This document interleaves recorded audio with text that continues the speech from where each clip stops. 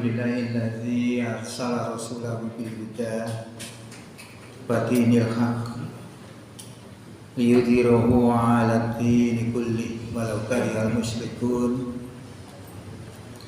Asyhadu an la ilaha illallah wahdahu la syarika lah wa asyhadu anna Muhammadan abduhu wa rasuluh la nabiyya ba'dah.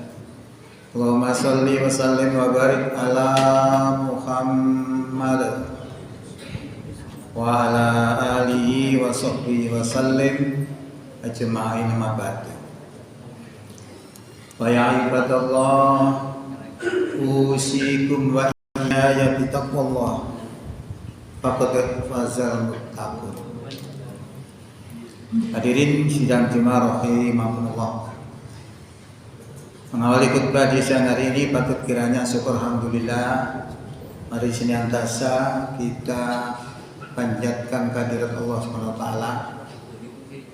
Antara nikmat kurnia-Nya yang telah dilimpahkan kepada kita semua, sehingga di siang hari ini kita bisa hadir di Masjid Baitur Rahim ini untuk beribadah pada hari Jumat. Kita tinggalkan segala aktivitas keduniaan kita semata-mata untuk taqarruban ilallah, untuk mendekatkan diri kepada Allah Subhanahu wa taala. Oleh karena itu mudah-mudahan kehadiran kita di siang hari ini diterima sebagai amal soleh di sisi Allah Subhanahu wa taala. Hadirin rahimakumullah. Sebagai substansi setiap khutbah di hari Jumat adalah untuk meningkatkan mutu iman kita kepada Allah Subhanahu wa taala. Oleh karena itu kami selaku khotib pada hari ini mengajak para jamaah semua dan kepada pribadi saya sendiri khususnya, mari kita tingkatkan iman takwa kita kepada Allah Subhanahu wa taala dengan mengikuti materi khutbah yang akan kami sampaikan di siang hari ini, yang saya beri judul mengidolakan Nabi kita Muhammad sallallahu alaihi wasallam. Hal ini terkait dengan sebuah firman Allah yang disampaikan untuk kita semua, untuk kita pahami bahwa kita perlu mengidolakan seorang Nabi, yaitu Nabi kita Muhammad SAW. Di dalam firman-Nya disebutkan, A'udzubillahi minasyaitonirrajim. Bismillahirrahmanirrahim. Laqad kana lakum fi Rasulillahi uswatun hasanah. Sungguh telah ada untuk kamu pada diri Rasulullah itu suri tauladan yang baik. Jadi Allah sudah memberikan informasi kepada kita bahwa pada diri Rasulullah itu adalah teladan, contoh yang terbaik dalam hal apa? Dalam segala hal. Liman kana yarjullaha wal yaumal akhirata wa dzakarallaha katsiran. Bagi siapa yang mengharap rahmat Allah dan datangnya hari kiamat dan dia zikir kepada Allah dengan zikir yang banyak. Jadi Quran ini sebenarnya memberikan informasi kepada kita, Rasulullah itu tolak ukur kebenaran dalam hal apa saja. Kemudian dipertegas lagi oleh Allah dalam Quran surat 3 ayat 31. Qul, katakan Muhammad. Jadi Nabi kita Muhammad diperintahkan oleh Allah untuk mengatakan kepada kita semua. Apa yang dikatakan? In kuntum tuhibbunallaha fattabi'uni. Jika kamu cinta kepada Allah, maka ikuti aku. Maksudnya ikuti aku adalah ikuti Nabi kita Muhammad SAW. Jadi intinya kalau kita mengikuti Nabi kita Muhammad, maka Allah akan cinta kepada kita. Nah kalau kita dicintai oleh Allah itu namanya adalah kekasih Allah. Luar biasa, untuk mendapatkan derajat seperti itu tidak mudah. Nah kalau kita sudah mengikuti, apa kata Allah? Yuhibbukumullah. Niscaya Allah akan cinta kepada kamu, wa yaghfir lakum dzunubakum, dan akan mengampuni dosa-dosamu. Wallahu ghafurur rahim, dan Allah adalah Zat yang Maha Pengampun lagi Maha Penyayang. Ini adalah firman Allah. Jadi dua ayat ini menunjukkan kepada kita ada semacam satu kewajiban kita untuk mengikuti Rasulullah Shallallahu Alaihi Wasallam dalam praktek keislaman. Nah, latar belakang ini kenapa perlu disampaikan? Karena satu, memang sekarang ini sudah masuk bulan Rabiul Awal, bulan kelahiran Nabi kita Muhammad SAW. Yang kedua, banyak orang yang mengaku cinta kepada Rasul, tetapi ketika dihadapkan dengan aturan-aturannya tidak bisa menerima sepenuhnya, masih dipilih-pilih. Jadi mulutnya mengaku cinta tapi hukumnya diinjak-injak. Maka pada hari ini kami ingatkan kembali supaya kita konsekuen antara ucapan dan perbuatan. Oleh karena itu, mari kita lihat bagaimana sepak terjang Rasulullah SAW sehingga bisa menginspirasi kita untuk menjadikan Rasulullah sebagai idol. Hadirin rahimahullah. Saya kira banyak hal, salah satunya adalah misalnya keadilannya. Bagaimana keadilan Rasulullah? Kalau kita mengacu di dunia ini, itu hampir ketidakadilan itu selalu ada. Bahkan beribu-ribu tahun yang lalu sudah ada ketidakadilan di dunia ini. Salah satu contoh adalah keadilan tentang Nabi Yusuf, di mana Nabi Yusuf ini dituduh selingkuh dengan istri pembesar di kerajaan itu. Maka setelah disidang, ternyata Yusuf tidak bersalah. Dengan bukti apa? Dengan bukti bahwa pakaiannya sobek di bagian belakang. Sesuai dengan pengakuannya bahwa beliau lari, kemudian sang istri tadi menarik bajunya sampai sobek bagian belakang. Ini menunjukkan bahwa Ibrahim tidak memperkosa. Tetapi demi untuk menjaga nama baik kerajaan, maka Yusuf tetap dipenjara. Ini ketidakadilan zaman dulu, apalagi sekarang. Banyak sekali hal-hal yang seperti itu, ketidakadilan. Lah bagaimana Rasulullah? Keadilan Rasulullah bagaimana? Rasulullah itu dalam hal berkeadilan tidak pandang bulu. Walaupun yang bermasalah dengan hukum itu adalah keluarganya, istrinya, anaknya, dan lain sebagainya. Kalau memang itu melanggar hukum, maka akan dieksekusi oleh Rasulullah SAW.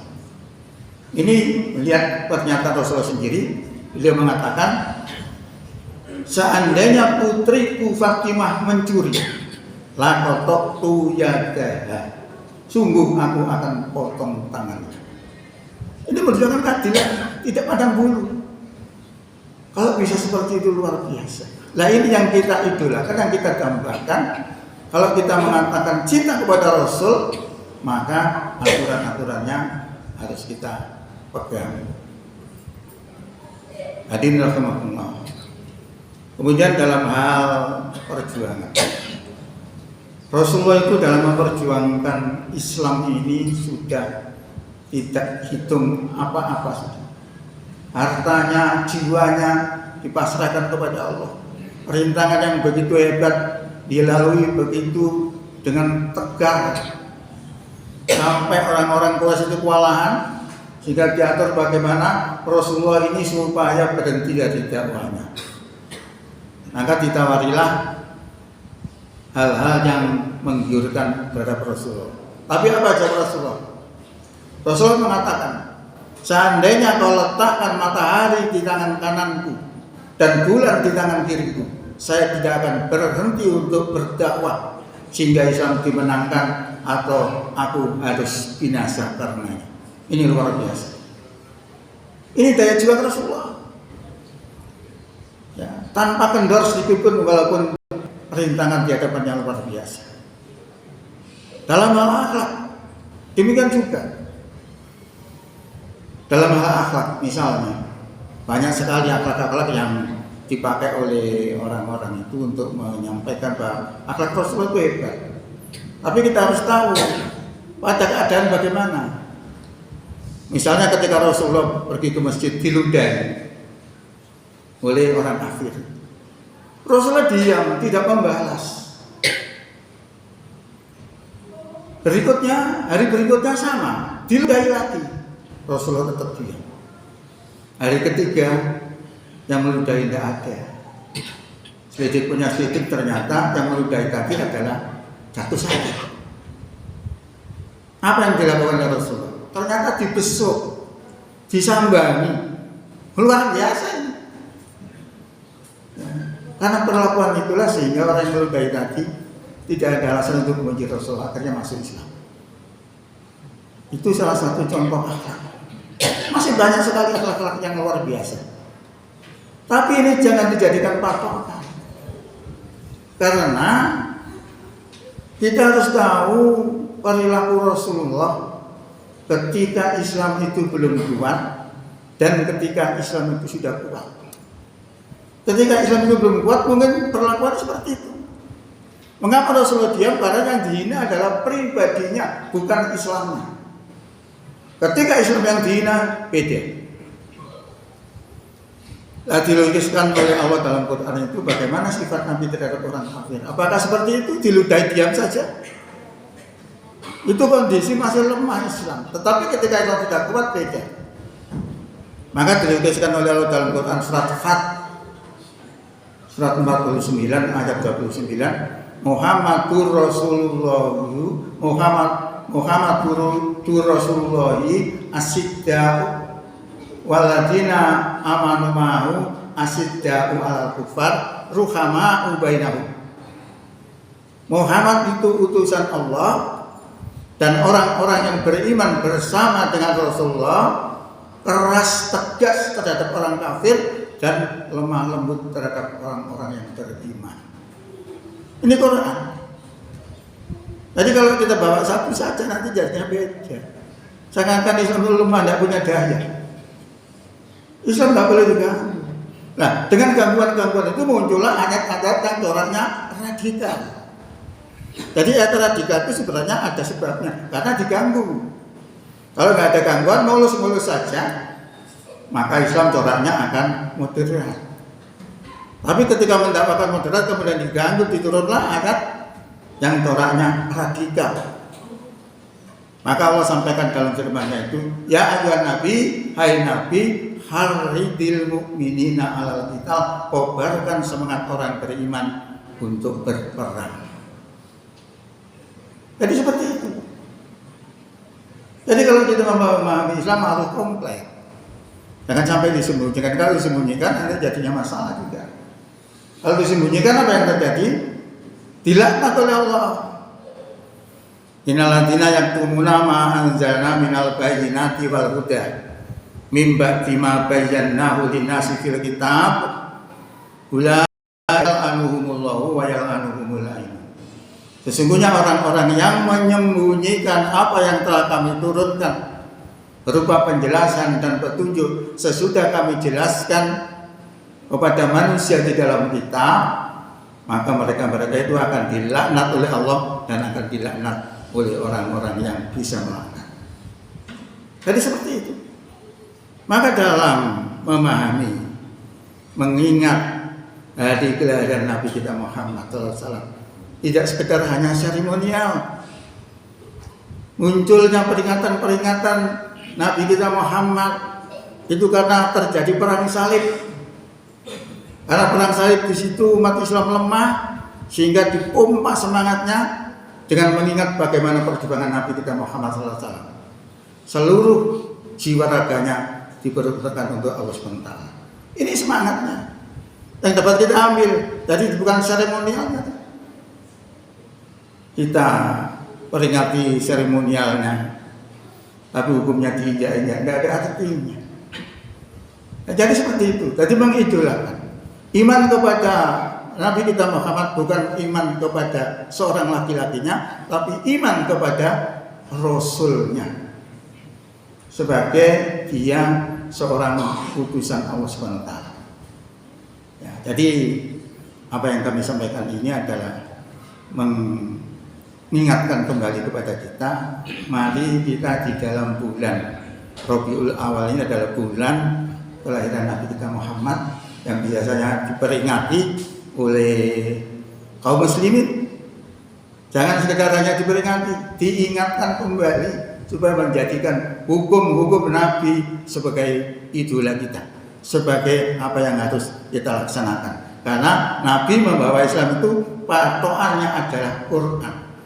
Dzalikal kitabu, itu Quran, la raiba fihi, tidak ada keraguan di dalamnya, hudal lil muttaqin, petunjuk bagi orang yang bertakwa. Barakallahu li wa lakum fil Qur'anil azim. Wa nafa'ani wa iyyakum bima fihi minal ayati wa dzikril hakim wa taqabbala minni wa minkum tilawatahu innahu was-sami'ul alim. Aqulu qouli hadza wa astaghfirul azim li wa lakum wa li sairil muslimina wal muslimat wal mu'minina wal mu'minat fastaghfiruhu innahu huwal ghafurur rahim.